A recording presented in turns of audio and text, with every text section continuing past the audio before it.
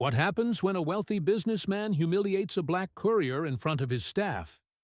He never imagined the man he insulted carried something that could destroy everything he built. You ever had one of those mornings where everything feels ordinary? That was me at 8:15 a.m., sitting in my old but polished delivery van, sipping coffee that tasted like the paper cup it came in, watching the city wake up. I'd already made 3 deliveries. Nothing fancy, just boxes of office supplies and the occasional bouquet somebody's trying to apologize with. I wasn't in this job for the glory. I'd been through my share of jobs that came with neckties and titles. Now, I preferred the quiet kind of work. In and out, a nod, a signature, done. But my mama raised me right. Whether you're delivering $1 million contract or a box of staplers, you look people in the eye. You say, "Good morning," and you keep your dignity intact. That's why I stopped my van in front of Williams and Crane Investments. You know the type of place. 20 floors of glass. The kind that shines so bright, it's like they're trying to blind the poor folks passing by. Inside, suits worth more than your rent. I had a package for one of the big bosses upstairs. No idea what was in it. I'm not the kind of man to shake boxes and guess. But I knew it was urgent because the label screamed it in bold red letters. Walking into that lobby was like stepping into another planet. Marble floors, cold air conditioning that smelled faintly of money, and a receptionist with a smile so fake you'd think it was painted on. I give her my name, tell her I've got a delivery, and she waves me toward the elevators like she's brushing away a fly. 20th floor, she says, not looking up from her computer. So I ride up, holding the package like it's nothing special, even though my back's telling me otherwise. The doors slide open, and there he is, Mr. White Businessman himself, though I didn't know his name yet. Tall, thin, hair slicked back like he'd ironed it, wearing a suit so sharp you could slice bread with it. He looked at me like I'd wandered in off the street to sell bootleg DVDs. "You the courier?" he says, not even a hello. "Yes, sir. Got a package here for—" He cuts me off with a wave. "Leave it there. I'll sign later." Now, I could have just dropped it and gone, but his tone, it wasn't just, "I'm busy." It was, "You're beneath me." And I've been black in America long enough to recognize the flavor. That slow, simmering disdain some folks carry in their voice, like they can't believe you breathe the same air. "Company policy says I need a signature," I reply, calm as Sunday morning. He gives me that smirk. You know the one. The "I've got power, and you don't smirk." "What's the matter? Afraid it'll get lost between here and the elevator?" I chuckled. "Nah, I'm afraid it'll get lost between here and your memory." That didn't sit well with him. His jaw tightened, and for a second I thought he might actually try to flex those skinny arms of his. Instead, he stepped closer. "Listen," he said, lowering his voice like we were sharing a secret. "You people should be grateful to even step foot in a place like this." Oh, he said it. Not even dressed up pretty. Straight out the mouth, like he'd been waiting all week to deliver that line. I took a slow breath. My mama always told me, "Don't let a fool pull you into his circus." But right then, I could feel the whole damn tent going up. "I'll wait for that signature," I said, my voice steady, even though my blood was trying to boil over. He snatched the pen from my clipboard, scribbled something that looked more like an insult than a name, and shoved it back. "There.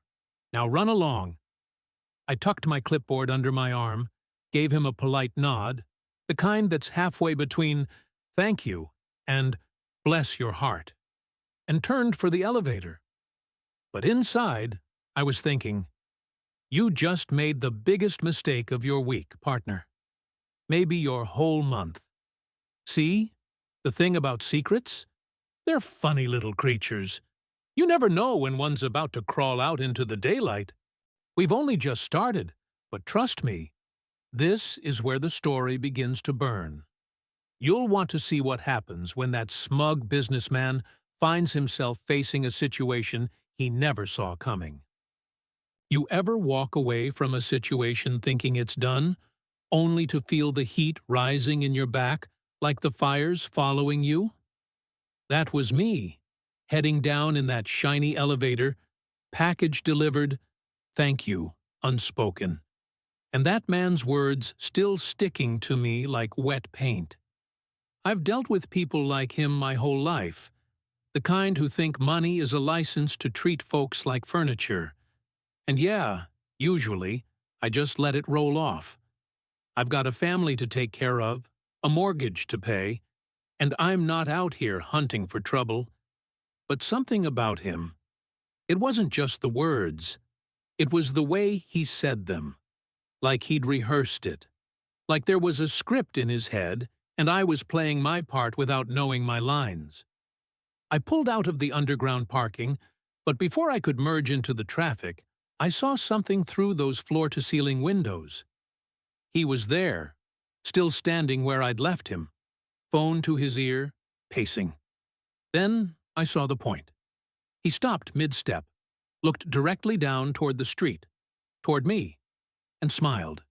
Not the nice seeing you kind of smile, the I'm not done with you kind. By noon, I was back on the east side, doing my usual drop-offs. The sun was baking the asphalt, and my phone buzzed in the cup holder. Unknown number.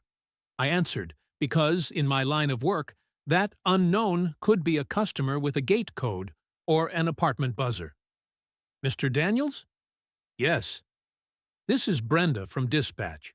We, received a call from a client this morning. Said you were rude and unprofessional during your delivery. I laughed out loud. Couldn't help it. Let me guess. Williams and Crane Investments? Pause. Yes, and, they've requested that you not be assigned to their account anymore. Now, it wasn't losing the account that stung. There are hundreds of others. What burned was the idea that he thought he could throw a stone from that glass tower and not expect it to bounce back. Understood, I told Brenda. I'll finish my route. But I wasn't just thinking about finishing my route. I was thinking about what else this man could try. By the time I got to my last delivery of the day, I'd heard from 2 other clients. Both said they'd received feedback, those exact words, about me from someone in the industry. Oh, it was clear now.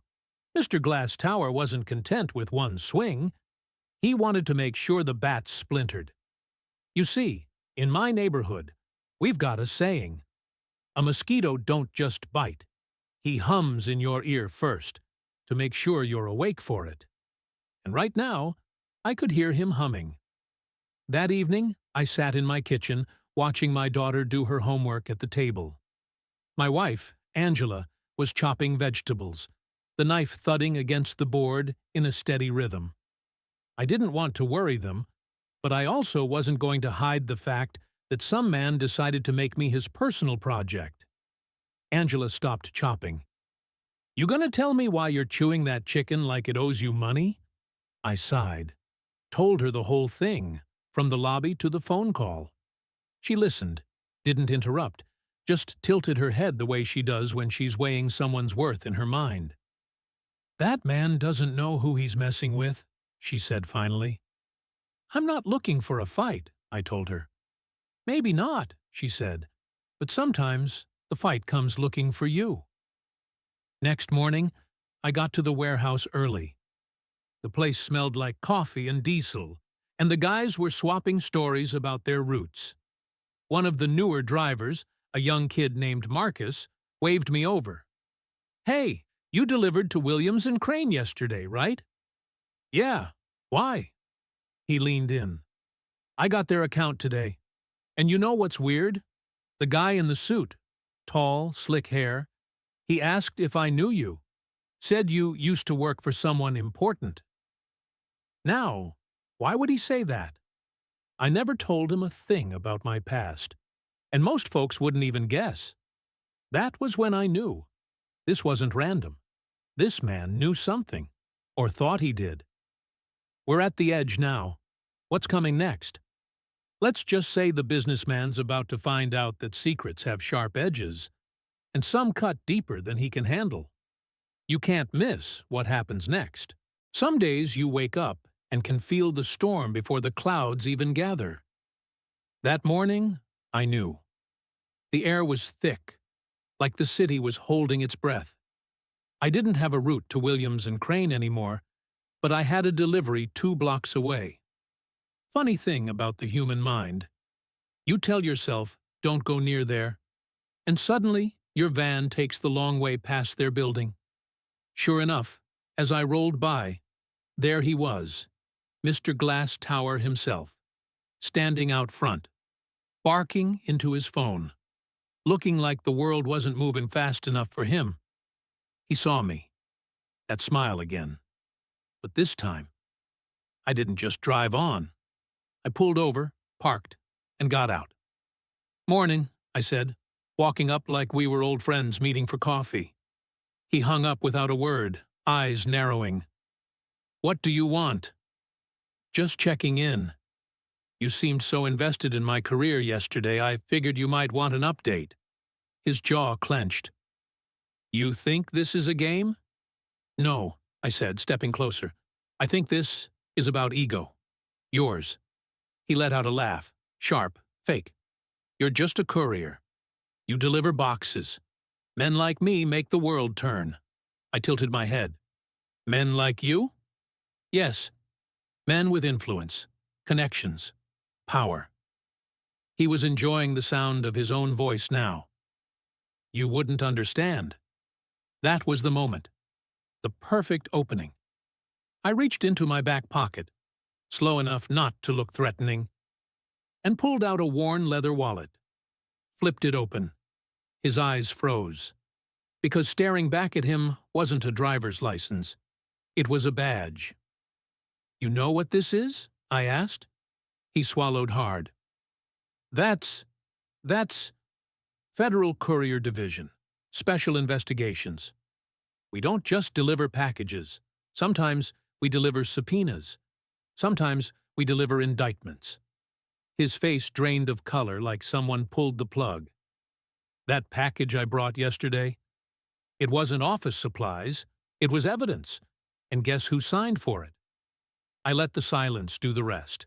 By now the receptionist had stepped outside, sensing something was off. A few employees passing by slowed down, their curiosity catching fire. The businessman's perfect image was starting to fray right there on the sidewalk. "You've been on our radar for months," I said. "But your mouth yesterday?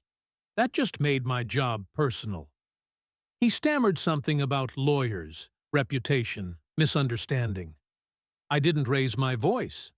I didn't need to. "Save it," I said.